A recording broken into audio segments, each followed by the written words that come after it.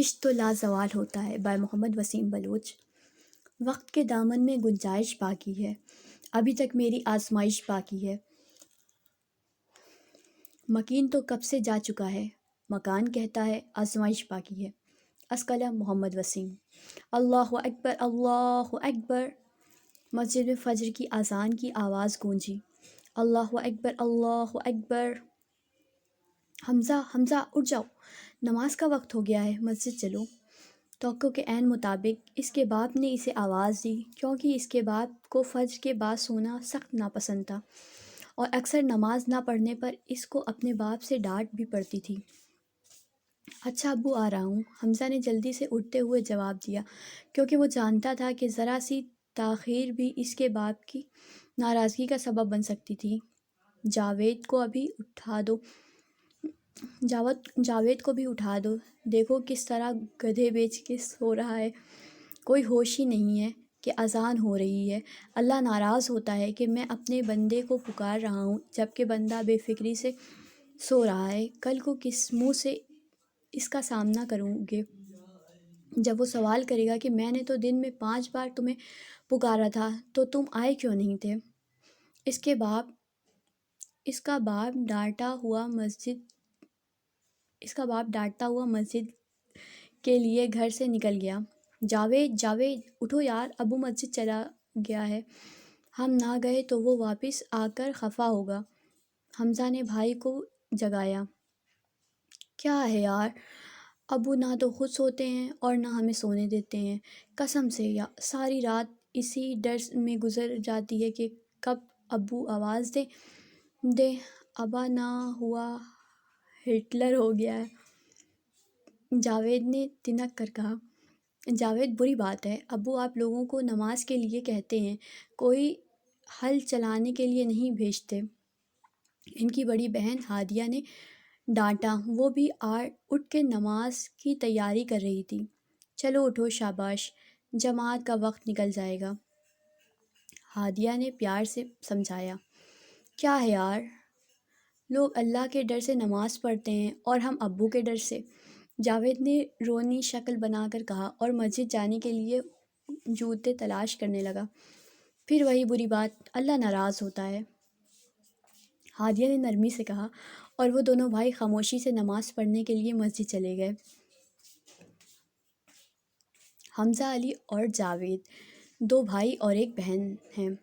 ہادیہ سب سے بڑی اور جاوید اس سے چھوٹا، سب سے چھوٹا حمزہ۔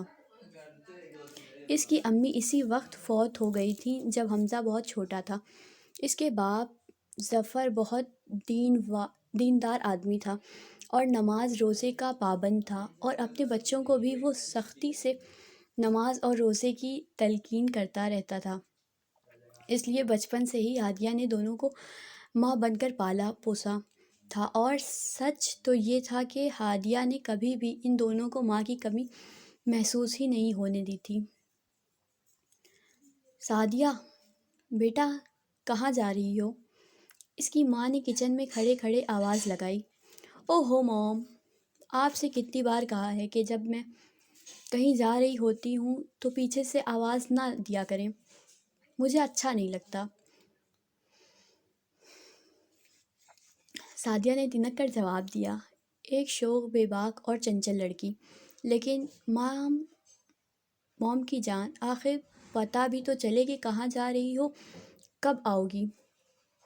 اس کی ماں نے پیار سے پوچھا۔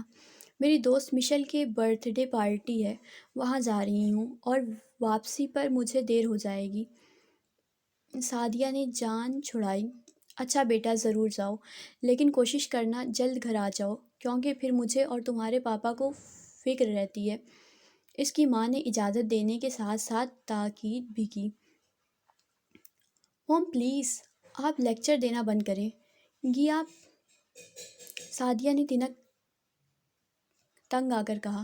کیا بات ہے سعدیہ، اپنی ماں سے کس بات پہ جھگڑا ہو رہا ہے؟ اس کے باپ ڈاکٹر ارمان صدیقی بھی ایک کمرے سے برآمد ہوئے۔ دیکھیں نا پاپا، مجھے پارٹی سے دیر ہو رہی ہے اور موم سوال جواب کر کے میرا سر کھا رہی ہیں۔ سعدیہ نے باپ کو دیکھتے ہی شکایت لگائی، کیوں بیگم صاحبہ، کیوں تنگ کر رہی ہو میری معصوم سی گڑیا کو؟ ارمان صدیقی نے اپنی بیوی سے پوچھا۔ لو کر لو بات، میں نے تو صرف پوچھا کہ صاحبزادی کہاں جا رہی ہیں اور کب واپس آئیں گی، تو آپ کی لاڈلی کو یہ بھی برا لگ رہا ہے۔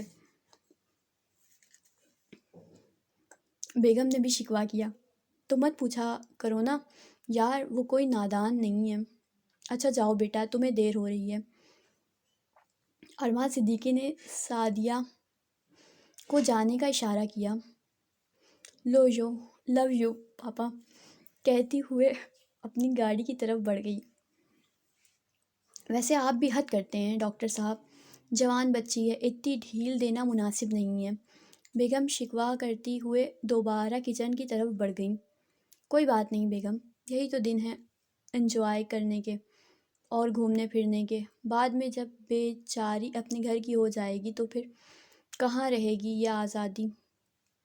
ڈاکٹر ارمان مسکراتے ہوئے دوبارہ اپنے کمرے کی طرف بڑھ گئے۔ سعدیہ ڈاکٹر ارمان اور اس کی بیوی سائرہ کی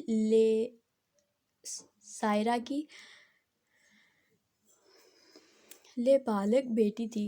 دراصل ڈاکٹر ارمان اور سعدیہ کی اولاد نہیں تھی، اس لیے انہوں نے سعیدہ کو اڈاپٹ کیا تھا جب وہ بامشکل 1.5 سال کی ہو گئی، لیکن انہوں نے سعدیہ کو اس بات سے بے خبر رکھا تھا۔ اس کی اولاد نہ ہونے کے باوجود ڈاکٹر ارمان اور سائرہ اسے سگی اولاد سے بڑھ کر پیار کرتے تھے، اور انہیں ایسا کبھی بھی نہیں لگا تھا کہ سعدیہ ان کی اپنی اولاد نہیں تھی۔ اسی لیے انہوں نے سعدیہ کو ہر طرح کی آزادی دے رکھی تھی۔ پیسے کے ان کے پاس کمی نہیں تھی، اس لیے جہاں 1 روپیہ خرچ ہوتا تھا وہاں وہ 100 کرتے تھے۔ انہوں نے سعدیہ کو شہر کی سب سے مہنگی یونیورسٹی میں داخل کروایا تھا، اس کو الگ سے اپنی گاڑی لے کر دی تھی، اور کپڑے اور جوتے وہ برانڈڈ پہنتی تھی، اور جیب خرچی کے طور پر ہر مہینے اس کے اکاؤنٹ میں لاکھوں روپے ڈال دیے جاتے تھے۔ سو دونوں میاں بیوی نے اسے ہر ممکن سہولت دی تھی۔ حمزہ یار کہاں رہ گیا تھا آج؟ تجھے پتہ ہے کتنی دیر ہو گئی ہے یونی سے؟ حمزہ کے دوست برہان نے گھڑی کو دیکھتے ہوئے کہا۔ وہ بائیک لے کر اس کے گھر کے باہر کھڑا تھا۔ وہ روزانہ اسے گھر سے پک کرتا تھا اور وہ ایک ساتھ یونیورسٹی جاتے تھے۔ سوری یار، تھوڑی لیٹ ہو گئی، وہ اس کے پیچھے بیٹھتے ہوئے بولا۔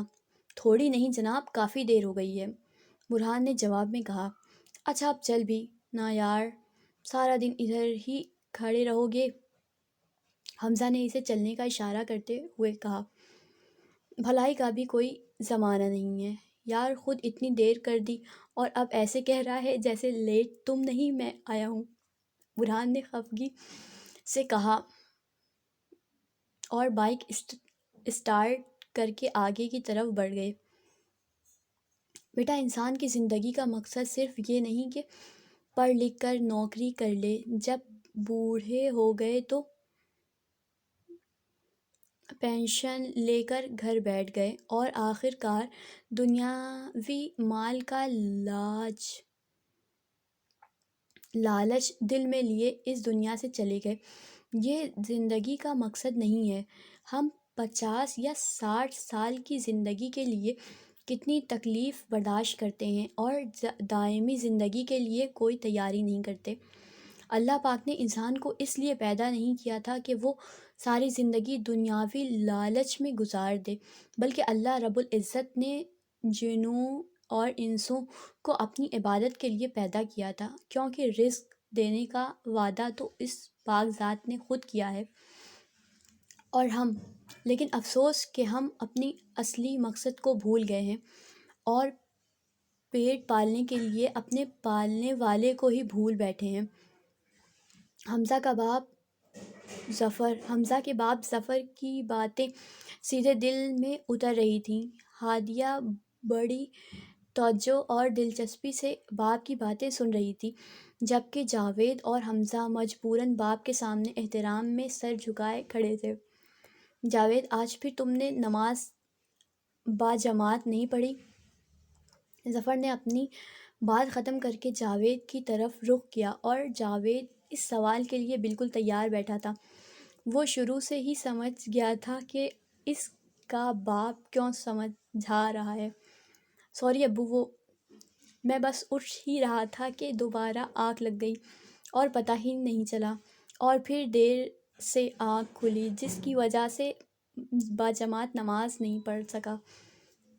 جاوید نے سر جھکا کر جواب دیا، بیٹا معافی مجھ سے نہیں، اپنے رب سے مانگو، وہ بڑا غفور الرحیم ہے۔ بندے سچے دل سے معافی مانگے تو معاف کرنے میں دیر نہیں لگاتا۔ ظفر نے سنجیدگی سے جواب دیا، تو جواب میں جاوید بدستور سر جھکائے خاموش بیٹھا رہا۔ ہادیہ بیٹی، میں کسی کام سے باہر جا رہا ہوں، تھوڑی دیر تک لوٹ آؤں گا، تب تک اپنے لاڈلے بھائیوں کو کھانا دے دو، بیچارے کب سے بھوکے بیٹھے میرا لیکچر سن رہے ہیں۔ ظفر نے چارپائی سے اٹھتے ہوئے ہادیہ سے کہا، اور آہستہ آہستہ بڑبڑاتے ہوئے باہر نکل گئے۔ کمبخت میرے سامنے شرمندگی محسوس کر رہے ہیں، جبکہ میں ان کو اپنے رب کے سامنے شرمندگی سے بچانا چاہتا ہوں۔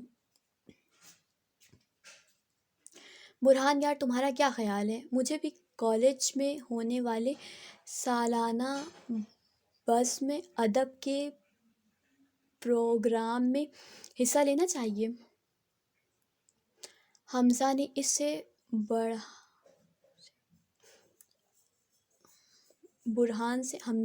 سے برہان سے پوچھا۔ وہ دونوں خالی پیریڈ میں بیٹھ کر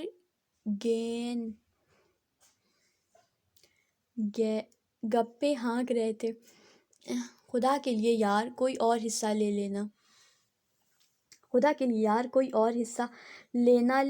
تم ضرور لینا۔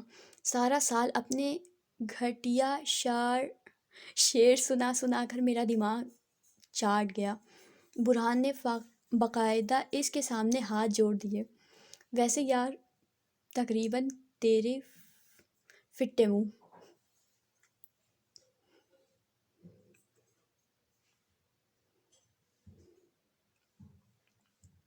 حمزہ نے پانچوں انگلیاں اس کے طرف کر کے کہا، وہ کیوں بھلا؟ برہان نے خفگی سے پوچھا، یہ جو تو نے کی ہے مجھے یہ نہیں سمجھ آئی کہ یہ تعریف تھی یا بد تعریفی۔ اس لیے میں نے بھی پھٹے منہ کے ساتھ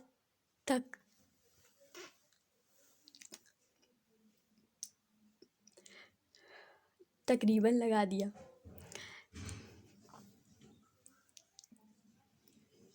لگایا ہے۔ حمزہ نے سنجیدگی سے جواب دیا، یار تو کوشش کر کے دیکھ لے، جیت تو اس ڈاکٹر ارمان صدیقی کی بیٹی نے ہی جانا ہے۔ کیا نام ہے اس کا؟ ہاں، سعدیہ۔ برہان نے مسکراتے ہوئے اس کی طرف دیکھا۔ وہ نک چڑھی، چھوڑ یار، وہ تب جیت رہی تھی جب تیرا بھائی نے حصہ نہیں لیا تھا، اب تیرا بھائی بھی میدان میں آ گیا ہے، اب اس کا کوئی چانس ہی نہیں برو۔ حمزہ کے ہونٹوں پر مسکراہٹ نمودار ہوئی۔ سعدیہ، سنا ہے حمزہ بھی سالانہ بزم ادب کے پروگرام میں حصہ لے رہا ہے؟ اس کی دوست زویا نہیں اس کے ساتھ چلتے ہوئے سوال کیا۔ وہ دونوں کلاس روم کی طرف جا رہی تھیں۔ وہ مولوی کا بچہ، وہ میرا مقابلہ کرے گا، یہ منہ اور مسور کی دال۔ ہا ہا ہا۔ سعدیہ نے اس کی بات سن کر مذاق اڑایا۔ جب وہ مسکرائی تو اس کے گالوں میں ڈمپل پڑ گئے۔ اس کی خوبصورت جھیل جیسی گہری خوبصورت آنکھیں، گورا رنگ اور گہرے سیاہ بال جو بالکل آزادی سے اس کے چہرے کا طواف کر رہے تھے۔ ہاں یہ تو ہے، کہاں وہ کہاں تم تو بندے کو آنکھوں سے ہرا سکتی ہو، اور کوئی بھی تمہارے یہ ڈمپل دیکھ کر تم پر فدا ہو سکتا ہے۔ زویا نے اسے چھیڑا۔ کسی اور کا تو پتہ نہیں، لگتا ہے تم فدا ہو جاؤ گی۔ سعدیہ اس کی بات کا مطلب سمجھتے ہوئے بولی، ہائے اللہ، میں تو کب کی فدا ہوں تم پر، اسی لیے تو تم سے دوستی کی تھی۔ زویا نے دل پر ہاتھ رکھ کر کہا، پوری کالج میں سعدیہ کی سب سے زیادہ زویا سے بنتی تھی، اور وہ اکثر اسی کے ساتھ پائی جاتی تھی۔ میں بالکل بھی متاثر نہیں ہوئی۔ سعدیہ نے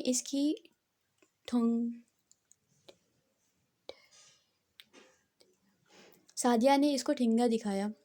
سچ کہا ہے کسی نے، خدا جب حسن دیتا ہے تو نزاکت آ ہی جاتی ہے۔ زویا نے ترکی و ترکی جواب دیا، جس نے بھی کہا ہے بالکل غلط کہا ہے، کیونکہ تھوڑی موٹی ہوں۔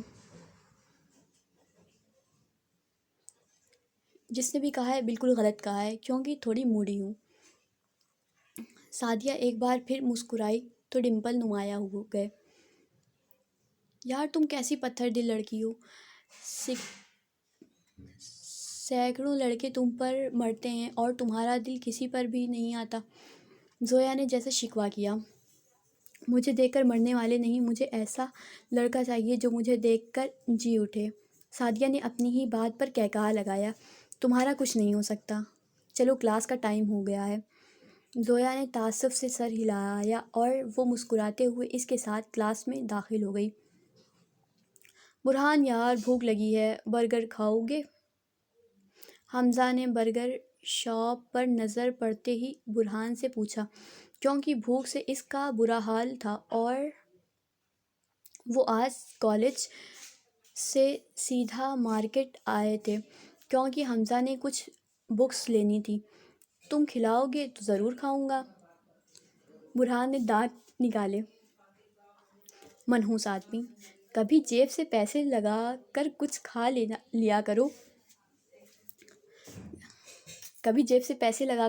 لیا کر، ہر وقت مفت کے مال پر نظر ہوتی ہے تمہاری۔